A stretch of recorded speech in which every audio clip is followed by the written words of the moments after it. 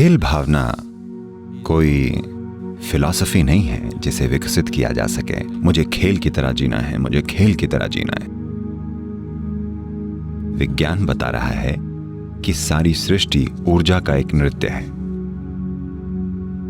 ऐसा लगता है कि सृष्टि को बनाने वाली शक्तियां हमेशा खेल भाव में रहती हैं।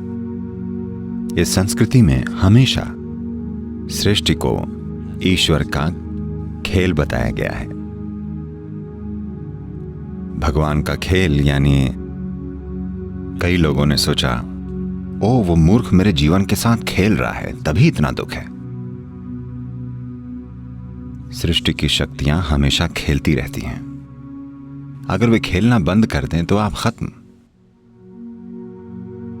हाँ, इसमें सभी बुनियादी ताकतें शरीर के भीतर भी जब वे पूरे जोश से खेलेंगी तभी कुछ अच्छा होगा। Everything is nice. अगर वे खेलना बंद कर दें या खेलने से इनकार कर दें तो आप खत्म, खेल खत्म। तो जीवन को खेल की तरह जीना सिर्फ एक रवैया नहीं है। यह आपका रवैया नहीं है, यह रवैया सृष्टा का है, यह रवैया सृष्टि का है। अगर आप सृष्टि और सृष्टा के साथ तालमेल में होंगे तो खेल भाव में होना बहुत स्वाभाविक होगा। जब आप इसके तालमेल में नहीं होते, कहीं आप पूरी तरह से अपने मन की प्रक्रिया, अपने विचार, अपनी राय, अपने विचारधाराएं, अपने सही और गलत, अपनी नैतिकता के गुलाम बन जाते हैं, तभी आप अपनी खेल भावना खो देते हैं। अगर आप जीवन के साथ होंगे, जब आप सृष्टि और सृष्टा के तालमेल में होंगे, तो आप स्वाभाविक रूप से खेल भाव में रहेंगे। आप पूरी सृष्टि को अनदेखा करके अपनी छोटी सी सृष्टि से जुड़ चुके हैं जो यहां चल रही है, तभी हंसी खेल गायब हो गया है। अगर आप सृष्टि के साथ तालमेल में होंगे तो जीने का कोई दूसरा तरीका नहीं होगा। आप जीवन को खेल की तरह जिएंगे। जो जीवन को खेल की तरह जीता है, सिर्फ वही व्यक्ति दुनिया में मुश्किलों के साथ मुठभेड़ कर सकता है, बगैर उनसे प्रभावित हुए अपना बेहतरीन योगदान दे सकता है।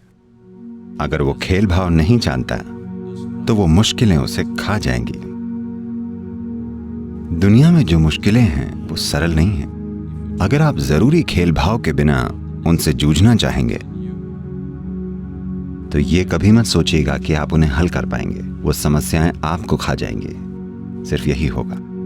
वे कई लोगों को खा चुकी हैं, ऐसा है कि नहीं?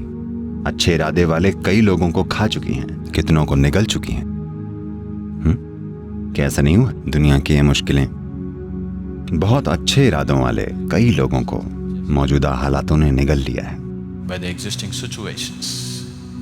आप उन्हें तभी संभाल पाएंगे जब आप वाकई प्लेफुल होंगे, वरना हर चीज परेशानी होगी। अगर आप बस कुछ घंटे अपना काम खेल भावना से करेंगे तो आप पाएंगे कि आपका शरीर भी काफी बेहतर काम करेगा।